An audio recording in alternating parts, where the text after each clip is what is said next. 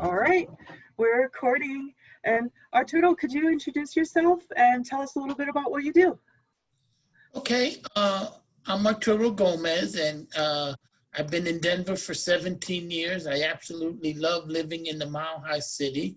It's a great place to be. It's one of the U.S. best kept secrets. Although in the last few years, I think somebody let them out of the can, and a lot of people are migrating here. In part, it had to do with the legalization of recreational cannabis. That major attraction, not only for those who like to indulge, but it created an industry, and a big industry with a lot of employment opportunities, and not only in the recreational part of it, but also the medicinal part of it. And now hemp is leading to so many other industries of going back to what it used to be, making rope and clothes. And a lot of people don't realize that at one time, hemp was used for paper. As a matter of fact, the U.S. Constitution was written on hemp because most of the so-called founding fathers were hemp farmers, and they even took a break in their proceedings to go tend their hemp harvest. Oh, dang. Yeah, I forgot about that. I had actually forgotten about that. And THC, which is the ingredient in the cannabis side of hemp, was a over-the-counter legal ingredient in many cough syrups and many medicinal concoctions until 1937, when they passed the Marijuana Tax Act law and created reefer madness. Mm-hmm. Two of the most evil men in U.S. history, J. Edgar Hoover and William Randolph Hearst. They associated smoking weed with Black jazz musicians and Mexican immigrant workers. Mm-hmm. And so fortunately now it seems like the tide is turning and they're reverting back. But back to your question, Arturo Gomez, I've been in Denver 17 years. I love it here. It's a great place. If I was to raise a family, this would be a good place to raise a family. I'm happily divorced, single, without any commitments. And until the pandemic, I was extremely active in the music and cultural scene here in Denver. I was a member of the Denver Office of Cultural Affairs, which now is called Denver Arts and Venues. I'm the main organizers of the yearly Five Points Jazz Festival that this year had to go virtual, as all other events have had to do. And so even though we're in a pandemic, hey, I still am enjoying life. The thing I miss the most, though, is being out and socializing. I'm a people person. I miss going to concerts and other cultural events. So isolation, I'm dealing with it, but it's not the same, and lately there's been a few outdoor events that I've attended in the last few weeks where jazz musicians are playing on the lawn of someone's house. And you sit in your car, you take your chair. One is across the street from Sloan's Lake, which gives you ample room to— Those hits are good. And get your social distancing in, you wear your mask, and you have a good time. Yeah. I remember walking around Sloan's Lake, and I'm like, well, who is playing that fat tenor? And you just keep walking, and you're like, oh, these are some young cats. They are good. And it was really neat to just kind of happen upon that, and tip them too, because I did see one of the guys a little disgruntled, like, hey, here's our tip jar though. Yeah, they do, right. And I always make sure I when they pass the hat, I make a contribution. And so it's a good thing, and hopefully next year things will start returning to normal, where we can, be out and about and be in places in groups. I think we'll still have to social distance and wear masks for quite a while, but hopefully with a little bit of good fortune, they will come up with some kind of proven vaccine, not a speculative vaccine, as who lives on Pennsylvania Avenue urges us to do. Right? Oof. And life is good. I moved here from Miami as a Cuban American. I moved to Miami after I got divorced. I basically grew up in Los Angeles area, Pasadena, the city of roses, most formative years, because my family left Cuba when I was just 2 years old. We lived in the Bronx till I was 13. Oh, wow. And then we lived and then when we saw that, things were going to turn bad in the Bronx, my dad being an adventurer decided to try the West Coast as opposed to Miami, where most of the other family had went. And that's where I went to high school. I married my high school sweetheart right out of high school. And after many, many, many years of blissful marriage, it just fell apart in a few months because my mother-in-law passed away and my ex took it personally, and she became a born-again Christian. And she put it on me that either I had to become a born-again Christian or we couldn't live together anymore. I had to be blood of the lamb, so to say. And either I was with her or I was against her. And I was against her because I could become something that I don't believe in, And so that's when I went to Miami. I grew up and my initial career was, I'm a jeweler by trade. Not a workbench jeweler making jewelry, but working in jewelry stores selling. I was a gemologist, and I specialized in high-end watches, working in very expensive jewelry stores. And then when I went to Miami, my cousin, who knows that I was a avid record collector and big music fan, because my ex and I, we would go to concerts all the time. He said, look, there's a little radio station here in Miami. They're looking for people like you that have music and a love of music to go on the air and play. I go, I don't know anything about radio. I don't even have a good radio voice.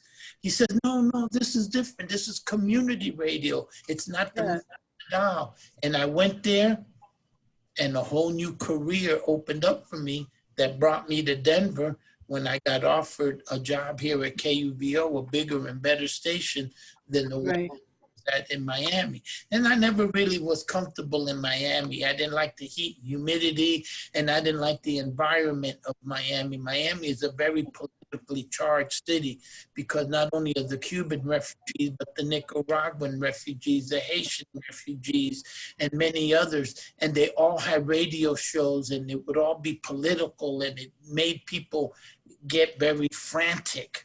And I didn't feel comfortable there. I was only there because I had a beginning of a new career, and it brought me to Denver, which was the best thing that ever happened to me in my life, coming to Denver.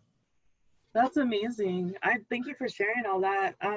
It sounds like there's like this knowledge of many different cities and textures and colors and stuff. And then Denver, it's interesting because like I wanted to talk with you because you just bring so much joy and happiness and light. And I always see that, like, no matter where I see you, or like, like on Facebook, or like at like a show or something. Like, I think I saw you take someone to an open mic one time, like a jazz open mic, and she was phenomenal. I can't remember what her name was. I was like, oh, this is who this guy is, and then of course, like that was Lorraine. We're not romantically involved, but we're the best of friends.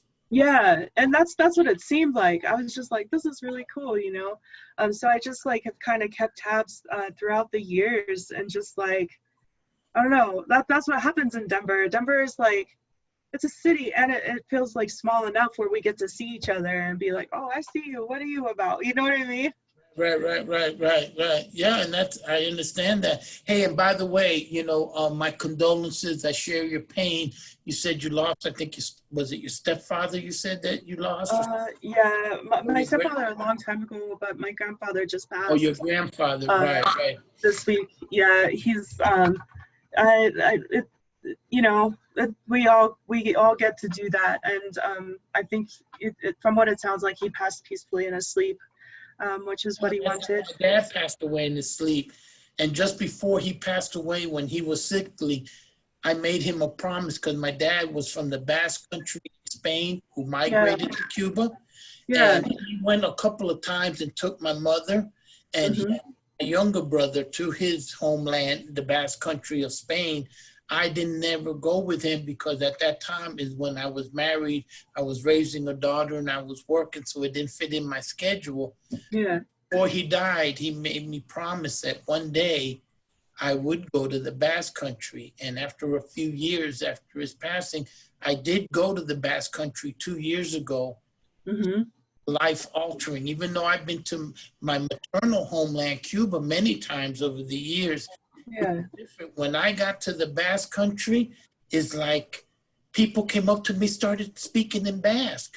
And it made me understand why when I would have family gathering with my mother's side of the family, I didn't look like any of them because I'm an exact replica of my father. I am virtually a carbon copy. And so when I got to the Basque country, people would come up to me, started speaking in Basque. I go, wait a minute. My father and grandfather were Basque, but I'm raised in the United States. I don't know the Basque language except for a few words. But it made me feel so good to be there that I decided when the time comes to retire, I'm getting the heck out of Dodge and leaving the U.S. and I'm going to go retire in the Basque country and live golden years in the Basque. That sounds amazing. I think I'm still looking for my place like that. But I get that feeling too. Like, so there's a lot of familial estrangement in my family. I mean, I grew up in Boise, Idaho, and I have a lot of family on the East Coast, like between the Carolinas and Virginia and Maryland in that area.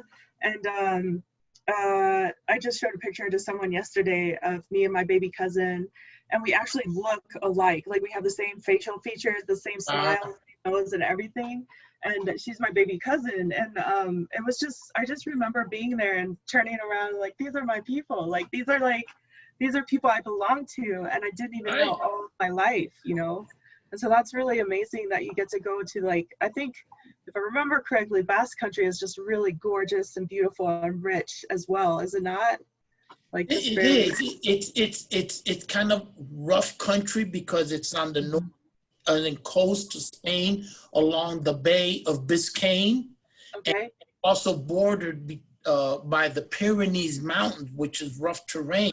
So it's very beautiful, but it doesn't have, like, not too much pasture land or anything. It's a rugged, coast, but the people are just amazing. And they're so family oriented because they don't have dinner till 8 or 9 o'clock at night, and then after tradition is the whole families, they go out and they walk the streets, they go to the park. So after dark, you see all these great families together. And it's not something you see here in the United States. Everybody here doing their thing. The kids are on video games or texting, TikTok or whatever they do. And the parents each have their own thing. But the family structure in the Basque country is very, very prevalent because they believe in that. They're very independent. They don't believe they're Spanish. They believe, no, we're Basque because 3/4 of the Basque country is in Spain and 1/4 of the Basque country is in France. Right. Even though there's now, a European Union. Before that, when Europeans didn't have needed passports to go to each country, unlike now with the UE, Basque people were exempt to that. If you were Basque, you could cross back and forth to France without any passport or without even having to go through customs.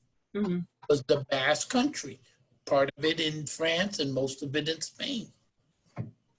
So it's really interesting. And Basque language is sui generis. It's one of a kind. Nobody knows where it came from, how it developed. It's not related to any other language. They've even gone back to the language the Vikings spoke or the old Celtics people spoke, and it's not related. It's kind of bizarre that they can't find a link to the language to any other language. Man, I wish I was still studying linguistics because that is absolutely intriguing. Like, I think about like all the time about how we're losing languages and points of view with those languages, because I believe, like, you know, language is a whole sociology, right? Of course. So it's really interesting that, like, what were the conditions set up for Basque to survive without it being tied to any of the trees that are known, you know, the language trees that are known. Right. And Well, isolation is part of that equation, because even when the Romans, you know, conquered Spain and Portugal and most of Europe, they never conquered the Basque Country, first because of the geographic boundaries, and also because the Basque were exceedingly proud and would fight off any invaders. Yeah. So the Romans, they left the Basque Country alone. They were like, don't fuck with them.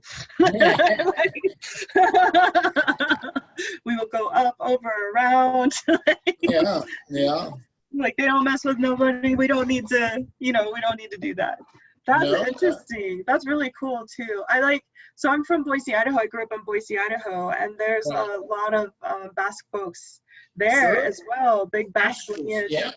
And it's neat because, like, they're, you know, most people, when they think of Boise, Idaho, they don't think of any kind of diversity whatsoever. But the thing is, the railroads went through there, and so jazz followed the railroads. And, like, you know, there's Garden City where folks from China lived, and, like, all kinds of people, Black folks, Basque folks, Latinx folks, like, everybody was over there because there was work for a while, you know.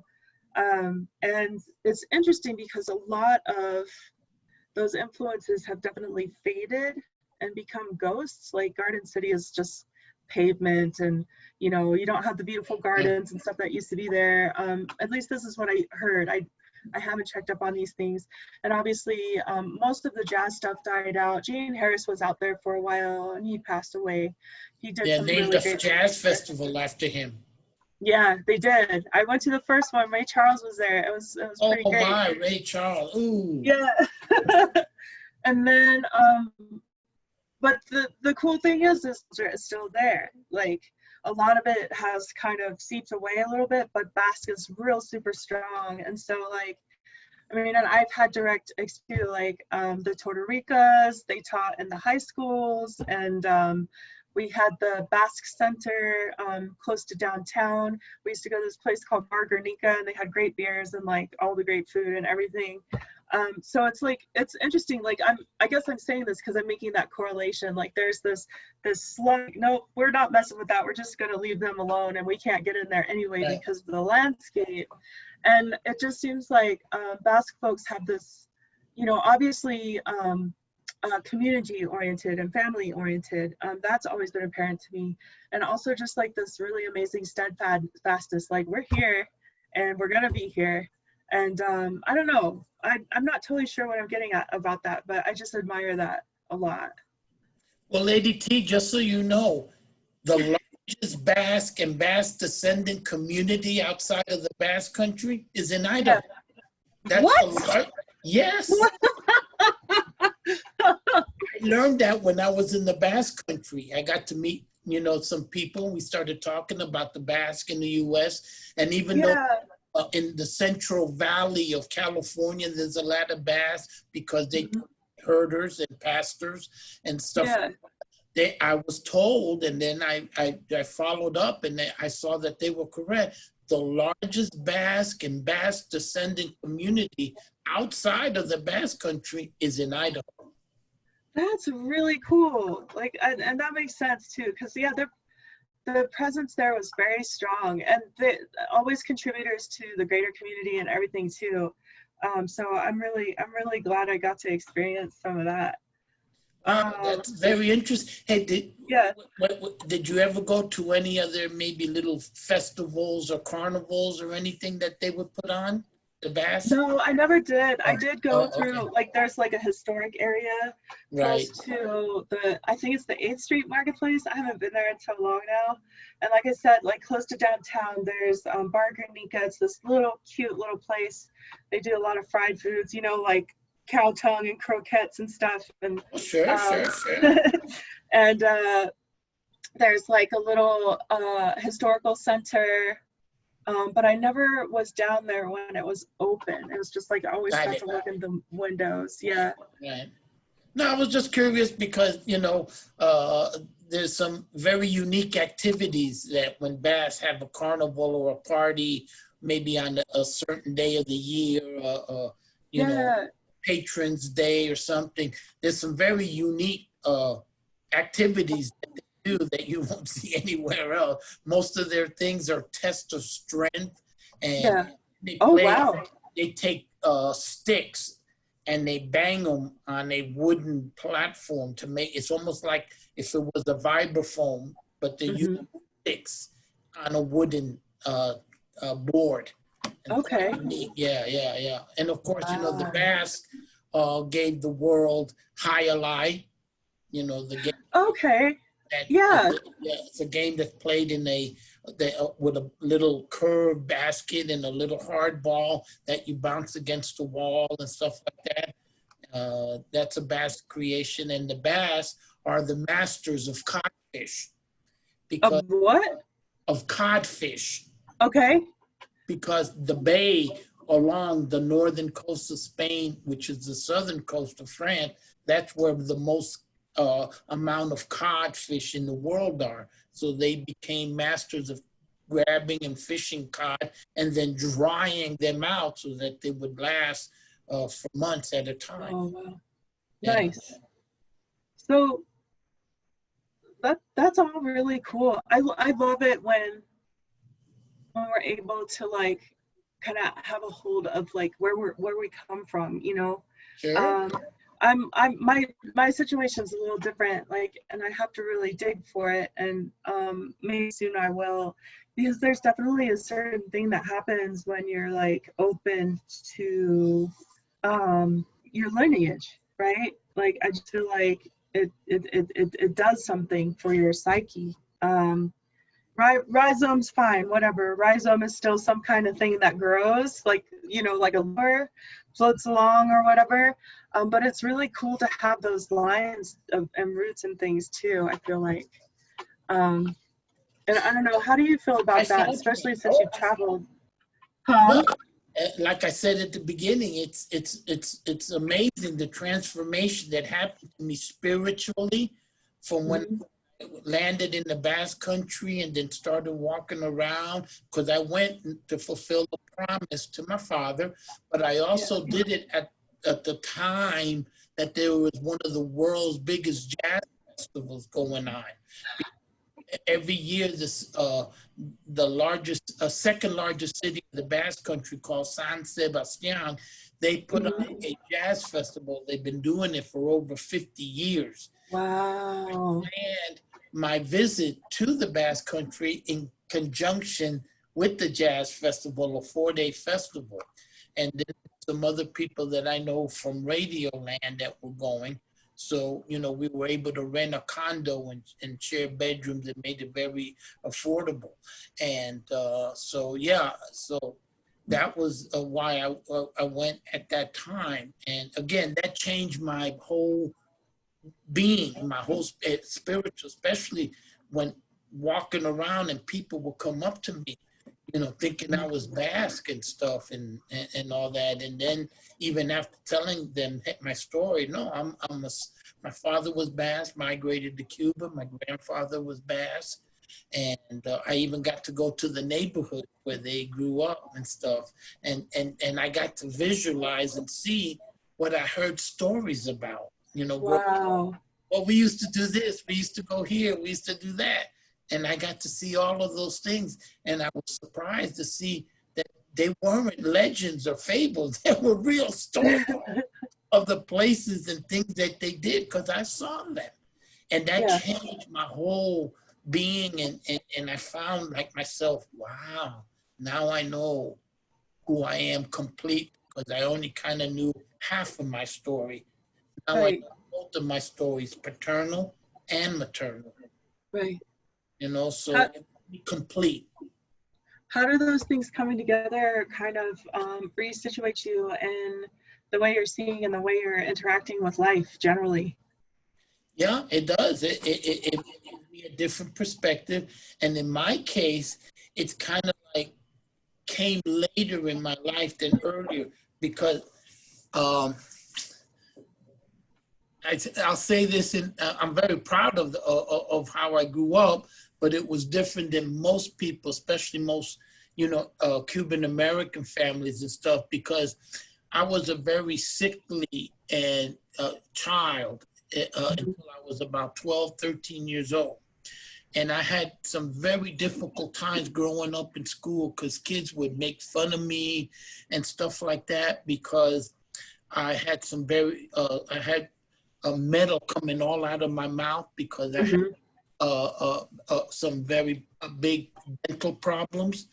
And also I have big scars across my stomach that kids would make fun of me when I was in the gym, taking a shower or having to go swimming and stuff like that. They would call me Frankenstein. So I was kind of an outcast and made me an introvert.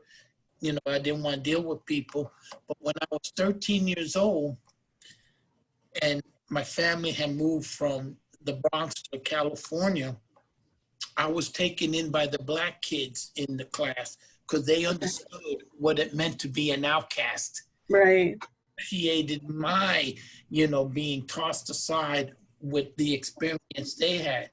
And ever since I was 13, 14 years old, I couldn't hang out with the Mexican kids that were there because and Cubans, our food, our culture, the way we speak Spanish, completely different. My kids just looked at me like another spick. They didn't care if I was Cuban, Puerto Rican, Mexican, or Argentinian. Oh, you're just another spick, They couldn't tell the difference, So it was the Black kids that embraced me because they understood what it meant to be an outcast. Right. So from the time I was 13, 14 years old, I hung out with Black kids doing the things they did. Yeah. I only dated Black girls and Black women. My wife she's still alive, is a Black woman from Newark, New Jersey. And our daughter is then, I guess would be biracial, growing up. And she knew I was Cuban or Latino, but I didn't share that with her. Okay. We grew up, especially because of her grandmother, my mother being involved, that she was there because we married young, had a daughter young. So my mother-in-law, who I love dearly, kind of, even though we lived in the same house, so she took care of our daughter. It afforded my wife and I to go out and have a good time, go to concerts, take long drives, and not have to worry about raising the daughter because it was being taken care of. And so that was my experience, and I got involved with social justice, and I got involved with, freedom fighting. That's always been a strong passion with me. Yeah. And I hung out with some people who were involved in some very heavy duty things that I care not to, that are historic, that, as they say, you can look it up, but I'd rather not deal with that right now on the internet. I don't mind doing it privately, but I wouldn't do it in an internet situation. Yeah. That's real talk. Like I do know a lot of folks who are doing some deep activism stuff, and not just cute things like talking with people and stuff, but like literally on the front lines of things. And we've had some of those discussions about how information gets disseminated and how careful we have to be sometimes, even in our associations with each other, and also definitely stuff that gets put on the internet, because people's lives literally could be in danger. So, and it's I think this is a part of it that a lot of people don't realize or see. It's just like, actually lives really are at stake. You're seeing now more than ever. But yeah, right. Now more than ever. Yeah, and so we're all learning different ways to take care of each other, and that's becoming really, really fucking important. So I'm really glad you brought that up, and definitely, I know what little power I have. So it's just like, you know, I'll direct people other places or whatever I can do if it's in my power, or just shut the signal, right? So because sometimes that, anyway, I don't need to keep going into that, but I'm glad you brought that up, because I feel like it's something folks do here that I mean, it's not just something cute happening in the background. It's like people are risking their lives to make change for everybody, and to also you know, make sure everyone is able to do whatever they can do from wherever they are. And that's been a really powerful lesson for me, because I think all the time I'm like, I need to be doing these things, and they're like, you get to do what you're doing from where you are, and we're here to help you do that. And that's been an interesting shift, you know, to feel like, oh yeah, my work is important, and I don't get to sit on my butt either, you know. Anyway, I went on too long about that, but it just That's reminded me. fine. I found it intriguing. Well, I mean, it can happen in so many places, right? It can happen in music, it can happen in the other creative arts, it can happen in these kinds of conversations, it can happen in education, it can happen in like just a message on the street. It's just like people don't think about that a lot. And like, again, I see you as a person who is doing stuff, like I'm learning more about you now, and I see a lot of outward stuff, just like the energy that you put out into the world. And I know, like for me, these are the kinds of things that I want to be around more, and also amplify in any way I can. So because we need those things. Positivity is great when it's amplified or connected to another, you know, positive end, you know, because positivity and that we have in the world, the better the world would be, because sadly there's too much negativity. And over the last almost 4 years, the negativity vibe has seemed to increase. And people have become much more sensitive now than they ever were. If they don't agree with you, then they don't even want anything to do with you anymore. Right. You didn't have to agree with a person, and you can still be friends. Now, if you agree with somebody's perspective, they go ballistics. You know, when if you're on Facebook, they unfriend you. If you're outside of Facebook and in the real world, they don't want to hang out with you anymore. If it's something they the media, radio, TV, the newsprint, right away they're writing letters and stuff saying, oh, you're crazy, I don't agree with you. Fine. That's what freedom of speech is all about. Right. You know, the world, and especially here in the United States, has become really tolerant of differences of opinion and just differences of people. Right. You know, for a while there, I thought that, hey, you know, we were going to change this and we would live together, quote unquote, more harmoniously into the future, because after all, the world is changing as far as us human beings because of the mixture of different peoples and different races. You know, we're seeing more multiracial people. You would think that that would have the people become more tolerant, and it seems to be the opposite. I don't understand. Yeah, I don't understand either. Like, I understand the arguments about things becoming divisive, and you know, and that's a tricky place to be, because I do believe that we need to come at it from every angle of like whatever injustice or inequity or whatever needs to be outed and addressed. I mean, that's where we are right now. It's like these conversations are happening, and until everyone is heard, right? Like it's like any kind of conversation you have, even on a smaller level, until everyone's listened to, acknowledged, and like sure that they're heard, and those ideas and experiences and things are taken into account, I feel like that's where we're going to be for a while. And it's messy, and it's like it's a little scary too, because it's just like, I know for me, there are a lot of demands of you know, of like, where do I stand? And so it's become more and more important to let people know where I stand. And so like for me, I have to have a lot of shorthand. So I chose they them pronouns, for example. So that definitely tells people where I stand on this issue to some extent. Or like thinking about like how to racially identify.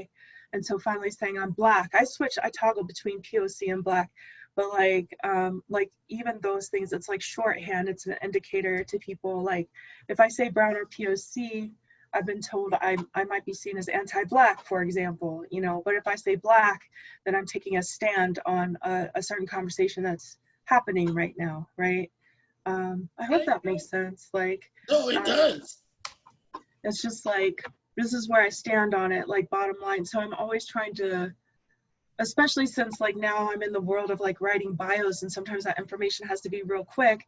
So if I'm like, what, queer Black POC or queer Black they them, it's like those things can mean a whole lot of things, but it definitely tells people where I stand, you know, on these certain issues. So like, I think, I don't know, I think about these things a lot because there's like, there's some conversations I don't have time for because there's some work that I'm trying to make space for too. And so we get those at the gate, and then whatever's going to happen at the gate is going to happen, and maybe some trolls will get through, whatever, we'll deal with those when they get here. But then, you know, that gives me a little bit of leeway to be able to like have a jump start, if that makes sense. Hey, well, you know, we live with too many labels in life. Yeah. You know, the U.S. Census Bureau comes up with these names: Hispanic, African American. They didn't ask Black people what do they want to be known as. They didn't ask speaking people what they want to be known as. They imposed those labels on them. Yeah.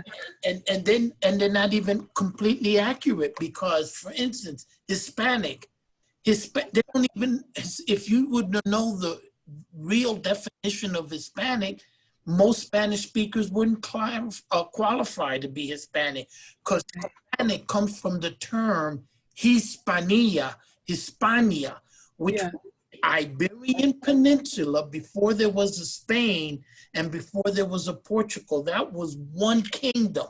And when the last ruler of that kingdom died, or just before he died, he gave portion of the land to one son and a portion of the land to his other son.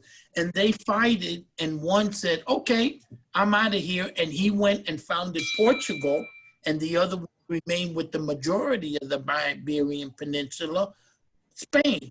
So in reality, a Hispanic is only a person who's either Portuguese or Spanish. Those are the true. And it doesn't account for Latin America because all Spanish speakers have different influences and different. You have the indigenous of the Caribbean and the indigenous of South America, which is not Tijuana, by the way. Right. Anyhow, and you also have the African influence because slaves all landed in Cuba, which was the trampoline of the Americas. Because if you look at the island of Cuba in the Caribbean, it's the biggest island and it's the most central part of the entire Western Hemisphere. So from landing on Cuba, they were sent to the United States, they were sent to Central America, they were sent to South America, because that was the first stop when they crossed the, you know, the Middle Passage from the Atlantic from the west coast of Africa. And so, you know, and there's also the European influences on Latin, on Spanish-speaking people. So Hispanic is not a good term, and Latin or Latino is not a good term. Right. Because Romanian is a Latin language. You know, the other Latin languages, French is the Latin language. You know, Italian is a Latin language. It goes beyond Spanish-speaking. But Census Bureau that imposed that, just like they did with people of color. You know, first they were Negroes, or then they were, or rather, first they were colored, then Negroes, and Black, but they didn't consult with those people. You know, what do you want to be labeled at? They imposed those labels, and same with music. There's too many labels in music. I can dig that. And here at KUVO, the music and the arts has always been a catalyst for change and to address social issues. But here now at KUVO Jazz, we're getting people, which is another example of intolerance. If they hear a song where has made a reference to what's going on here, either Black Lives Matter or things that Trump is doing, we get angry emails and phone calls, and people say, I'm not going to support the station anymore. I've seen that happen in real time. You know, it's crazy. So we've had to, and as music director for KUVO, I've had to listen carefully to words of, more specifically than in the past, because before it was just a matter of obscenities. Now we make sure whether it's a direct or a subliminal reference to something going on in society, not say it because it's too controversial right now. Wow. Something that none of us here like, but we have to do for the greater good. Yeah. So that the station can survive, or like... Well, to survive is not lose any support. We will survive, you know, like Gloria Gaynor, we will survive, you know? Yeah. The thing is that we don't want to antagonize any of our listener members, because every little bit helps us survive, because, you know, we're just a non-for-profit and we just need to be able to keep our head above the water. We're not looking to make money because we can't. We're a non-for-profit. Our objective is just to remain a vital community service through music. We don't address politics. We don't have any talk shows. It's strictly music. And we also now have a second station, The Drop, which is only hip hop and contemporary R&B. That's our secondary station, because older listeners is what mostly compromises our jazz programming and our specialty weekend program. Those are musics that are generally liked by people 40 and above. So we don't want public radio to literally die, you know, out with the listening to it. So we came up last year with the secondary channel that is aimed at people 15 to 30, because it's hip hop and contemporary R&B, and it's been a huge success. Westward named it the best new station in Denver. Nice. And we've noticed now that some of those younger listeners to The Drop, they said, well, let me go check out this other side of the station. And hey, this music is not so bad. And we're getting comments, emails, and phone calls from younger listeners saying, hey, I'm learning about jazz. I think this is pretty cool. Yeah, right on. So it's been a symbiotic relationship. And conversely, a lot of our older listeners say, well, check out this Drop. They go, well, this music is not so bad after all, you know? Yeah. It's been a crossover both ways. So I have a question, like, is there a possibility of, like, you know, that cross-pollination that's starting to happen, like, for ideas to change too? And so that, like, so for me personally, I'm interested in, like, like, this is, that, you know, that's a bummer that, and I think a lot of organizations are in the same boat. It's like, you know, now that these conversations are happening, we don't want to rock the boat, because if we do, like, all of our support is just going to go, it's going to go.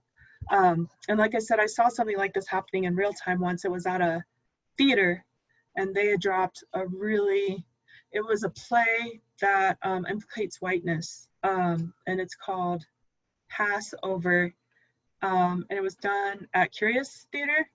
And a lot of their support, they have some POC and Black folks who come through, but that night when the questions started at the Q&A, about 5 people left, because the first person who raised their hand and said something was like, I want to know why you thought your audience was ready for a play like this. That's what he said. And I was just like, oh, here we go, you know, here we go. Because it made folks uncomfortable, and it was just beautifully done, and it was really brave of them to do that, because the phone calls come, people get real angry, and even in that moment, people felt most of the people who raised their hands were incredibly entitled in a certain way. It's like, why are you doing this to us, right? Like, why did you have us held a captive audience and we're the ones paying you? And so I see that danger a lot. And even in, like, I've done some sensitivity reading over the summer and stuff too. And even in doing that, you know, there are a lot of those kinds of conversations. Like, these are the folks who support us, and like, we don't want to lose them, because we lose them, this project's dead, you know? So like, what are things we can do? And so there's some interesting things that can happen, that happen more subtly. And I'm totes down for that. It's I would love for everything to just be like, you know, start over or whatever, but that's not really realistic, unfortunately. And so I was wondering if you had some ideas about that. And yeah, if it's not too sticky. Well, I mean, that's a tough question, because it's hard to get into the psyche of Right. people who, like you say, walk out, or what makes them think we're not ready for it. Oh, well, for the record, it was the Black folks who walked out because of that question, because they were like, nope, I'm not gonna, we don't need to hear this. Yeah. Interesting. Yeah, so, and they were right. Either one of us could come up with that solution, we would rock the bulk of the entire globe. But it would resolve so many problems if we were able to come up to a solution for that. But and I'm sure people across the world are trying to, you know, are feeling the same thing. How can we, you know, correct this situation? And I mean, and maybe that's where it starts, is asking that question, right? If you ask that question at all, that's some kind of progress, right? Like, well, you have to, that's the beginning. Yeah. And then taking the next step. And so that was my question, is like what kind of stuff's being played on the hip hop station? Like, you know, when we're in our youth, we're full of fire and angst and stuff. And we're just like, we're saying the stuff, and without like really a lot of fear of consequences. So I'm curious about if some of that is crossing over a little bit. Well, the drop, their choice of material is a little bit more liberal because of the fact that who's listening is already more, you know, prepared to hear those things, and they're used to, they grew up listening, especially, you know, the 25, 30-year-old who maybe grew up with Tupac or with Biggie or with NWA, and or maybe some of the more Afrocentric hip hoppers like a KRS-One or Public. So they're more, you know, they're already more prepared to listen to controversial lyrics, you know, Eminem and stuff like that. So it's not as problematic with them, although it is slightly, but as problematic as it is with the jazz side of things, or the side of things that we do on KUVO Jazz, because of the age differences and the generational differences and how they grew up. Because you know, a lot of the younger listeners, the so-called millennials, and stuff, they really don't know what a radio is. You know, they listen to is either on their phone, on their tablet, or Spotify, or different things like that. So, you know, that's another thing that is a difference between the two stations, is how those listeners grew up and what they perceive to be the way you listen to radio, you know, for lack of a better term. So those things do come into effect and do factor in to what is played. And that's why the drop will play something that may be more to the point and addresses social issues much more than we would do on the jazz side of things. Sure. A lot of jazz recordings that are now coming out that are addressing, but even if it's an instrumental song, the title suggests, you know, and then there's a lot of the ones that are vocal songs that are addressing issues. Right. And that's, well, it's brave anyway you go about it, I think. And just also understanding, I know I think a lot about, like, this is where we're at right now. This is where we are. And like, there are goals and ideas and things that we want to implement. How do we do that? And sometimes it's super, super subtle. Sometimes I just want to smash the whole system all the time. But I think jazz is a really good example for this, because we have so many different gradients of jazz, right? So many different spices, so many different flavors, so many different locations. And then of course, like, we got your academic level, where sometimes it becomes a little static, to be preserved. And then for a lot of folks, it brings a lot of comfort and safety. And then there are the folks who push against the grain and make other things happen. So I think it's a really good example of like, it is important to have safe spaces, even for folks' psyche, like to have. So like, I've always been into like more experimental kind of things, more like, you know, like atonal and like push the grain, like Abby Lincoln screaming, like those kinds of things. And like the avant-garde, all of those. And not everyone is there, right? And a lot of people will get there. So it's kind of like, I guess the better example is like, do you start someone off with Kind of Blue, or do you give them Bitches Brew, right? Like straight off the bat. So, like, and I feel like when you're listening to Kind of Blue, it's like definitely more universal, right? It's so beautiful. It's like, so, it's just so good. And it invites a lot of people in. It's very inviting. And then if you're up towards Bitches Brew and whatnot, or On the Corner, your ear has to be doing something different. Like, you have to be more open in a certain way. And a lot of times that takes time. I remember the first time I heard Bitches Brew, and I was like, I don't know. Like, I do not know. This is like really, I want to dig it, but I just don't. It took me like 3 to 5 years to be able to be like, okay, this is cool. But yeah, starting out where people are. And I think that's something that doesn't get talked about, because there is this sense of urgency of like, you know, we're seeing all the terribleness in front of us all the time, and on every level. It's like, the change needs to happen. And I think, I don't know, I think I've already said it. Like, I keep going around in circles, because I was worried at first of y'all, and then I was just like, no, I think the changes are happening as they are. There are a lot of wise folks over at KUVO and stuff. And so it's really cool to hear that there's like kind of like this younger generation feeding like a yin yang into each other. And as people become interested, I don't know. Well, you brought out some great recordings, because even people who don't like jazz, like music, almost every one of them have Kind of Blue in their collection. They may not, you know, Kind of Blue is the all-time greatest selling jazz recording. Yeah. Okay, so if I had somebody who was kind of interested in learning about jazz, depending on their background, what I know, I may give them Kind of Blue first. If it's somebody who comes, let's say, from a funk background or an R&B background, I'm going to give them Bitches Brew or On the Corner. Two very, right. Because Miles was heavily influenced by Sly and the Family Stone and the funk movement of that time, which he wanted to do.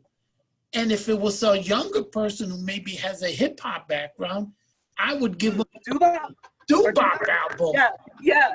That's a hip hop album, even though it's, you know, Miles Davis. That was kind of his last recording, his swan song, because of my hip hop background. And that just shows you the greatness of Miles Davis. He come up in the 40s in the bebop era, went into the cool jazz sound, and then, you know, kept changing. And then, as you know, Bitches Brew, On the Corner, and he kept evolving. He didn't stay stagnant throughout his career. He kept evolving, which is why makes him, in addition to his fine playing, that makes him such a legendary figure, is that, you know, he always found a way to progress and move forward. Yeah, and that's why I like those 3 albums you mentioned. Yeah, that's amazing. I love that. It's like, and that's why I like to talk jazz is such a good example for, it's such a symbol of growth for me anyway. Mhm. And like, you know, and having had experience with it in college and stuff too, and just being like being able to see kind of the spectrum of what jazz does and how it influences and how it can push and grow people and even audiences. Like I remember seeing Matt Shipp and Michael Bissio play at Dazzle, and it was a spiritual experience. And they, you know, they're playing like cute little kid songs and like freaking Dvorak or something. I don't know, like so, like, and then all these jazz tunes, and then it just turns into something brand new and opening and stuff. And it like, I just feel like it opened everyone who was in the room, and so it does a different thing. And like creating all these little gateways to that kind of energy, but not everyone is there, like just understanding it. Like sometimes we're like our level is Diana Krall, and that's okay, you know, because she's great. But like, I don't know, I'm trying to get back to the thing. I think my brain is starting to go. You're starting to get, you want to get back to what? I didn't quite get that. Well, I was getting away. I got really excited because I don't get to talk about this very often. And it's just really cool to be like, yeah, that's like the progression, you know, like Kind of Blue. That's like the gateway. And then, Right. you know, and then Miles is such a great example too, because he was influenced by all these different kind of musical genres, and he played with them and pushed those boundaries too. And so it's just a really neat thing. Like you were talking about funk students, like they know funk from a certain way, and then you're like, yeah, we'll try this now and see what happens, and they, you know, pop that out a little bit. Yeah, well, hey, also, you know, jazz is a cultural fiber of the United States. It's really patrimony, which is why Ken Burns, when he decided in the beginning to do those series of what the United States is about, why he chose baseball, you know, chose, you know, civil rights and the progression, and jazz, because jazz is part of the cultural fabric of the United States. It was the pop music of its time, and then other things evolve, other genres. But if you go back to the 1920s and you listen and you listen to something in a 1920s mind perspective, and some of the first jazz recording, that would be like listening to some acid rock from the 1960s, because there was nothing like that. We listen to it now and say, that's corny 1920 stuff. Maybe, but you have to put yourself in the mindset of somebody in the 1920s that never heard anything like that. And if they hear the first Duke Ellington or Louis Armstrong recordings from the 20s, they will, oh my goodness, what is this? And the progression in the 1940s with Dizzy Gillespie and Charlie Parker, when bebop came out. Shoot, yeah, people were going crazy. And I couldn't get it. It was like hip hop when it first came out. Hip hop and bebop went through the same changes before they entered the mainstream. And people criticized it. They had campaigns on TV. Preachers would come out saying that we have to ban that kind of music. It's music. It's going to be the destruction of our society. You know, history repeats itself. And somewhere, some kid or a group of kids somewhere, they're working on new sounds that when it hits the radio or hits, you know, Spotify or iTunes, people are going to react the same, saying, what the heck is this? Yes. It's not going to stop. And every generation believes the music of their generation is the best, because that's what you grow up with. Yeah. You know, so. It sounds like they remain the same. Well, it sounds like too, our music is really growing us, you know, like it's and it's just a force that does that for us. At least that's what I like to think. That's what I'm seeing in this. And it's really exciting, you know, and like it's just so cool, like that we can kind of have that mass push, you know, against our boundaries and be like, whoa, we're expanded. Like now this is in our consciousness, you know, like the Doors. I think we're probably sort of like that for a lot of folks, and probably Prince, you know, like just like, whoa, what is, you know, what is happening? And now everything is different. And it's just like, I don't know, that just makes me really excited again about and inspired about, you know, there are the certain levels that we're seeing that are not great and really scary and frightening and stuff, about like humans and our consciousness and stuff like that. And there are forces like music that are still going to grow us, kind of like without us even knowing or seeing it, I feel like. I don't know. Music is medicinal. It's a universal language. And if you look at history and you look at all of the worst governors of countries and the worst rulers of kingdoms, none of them were musical. If all the leaders of this country and leaders of the world were musically inclined and enjoyed music, you know that the world would be much better? That's interesting. Fidel Castro, anytime he would go to somewhere where there was a gathering of people, before he got there, his security guards would come out and said, no music is to be played when Fidel Castro arrives until he leaves. He would stop the music playing at parties. And the same thing with Stalin, the same thing with Hitler. None of them were music. Mussolini was not a music lover. No, none of the great, you know, evil rulers of the world have been musically inclined. Right. We wouldn't be in the situation we are now. That's interesting. I'm gonna have to think about that one. That's really wild. Food for thought. Yeah. Well, we just have a couple of minutes left. I don't want to end this, but I have another call after this too.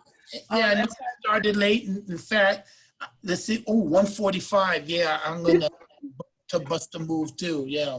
Well, can you tell folks how to like support you in the work you do, and any last thoughts? Sure. Well, if anybody wants to, you know, connect with me, Arturo Gomez, I'm on Facebook. I don't do any of the other social media. I'm overwhelmed just keeping up with Facebook, as well as the KUVO Facebook. You can reach me through there, you know, go to Messenger or whatever, our message on Facebook. Or if you want to, you can send me an email to Arturo at KUVO.org. Because even though I'm only on the air for right now, once a week, Mondays, 10 a.m. till 2, when this pandemic clears up a little bit, I'll go back to my normal Mondays through Fridays lunchtime hour. But I'm here 3 days a week, Monday, Wednesdays, and Fridays. I telecommute on Tuesdays and Thursdays. But there's certain work that I can't do from home. I need to be here hands-on. That's why I'm here, like today and Wednesdays, in addition to Monday when I'm on the air. So Arturo at KUVO.org is a good way to contact me. I really appreciate it. I can't thank you enough for including me in this roundabout. I had a great time. You Awesome. know, we can do it again, whether it be for your interview or just to chat, and hopefully in the near future we can go hang out somewhere and share a couple in person. I hope we can do that. We've been meaning to do that for quite some time. So I think you're a wonderful human, and I just want to recognize that, and thank you very much for doing this with me. Hey, no problem. You keep smiling, you wear it well, and I look forward to the multi-activities you're involved with. And I hope your garden is going well. Oh my gosh, yeah, we can talk about that. It is. I'm very happy. All right. I'll talk to you soon. All right, thank you. Take care. All right.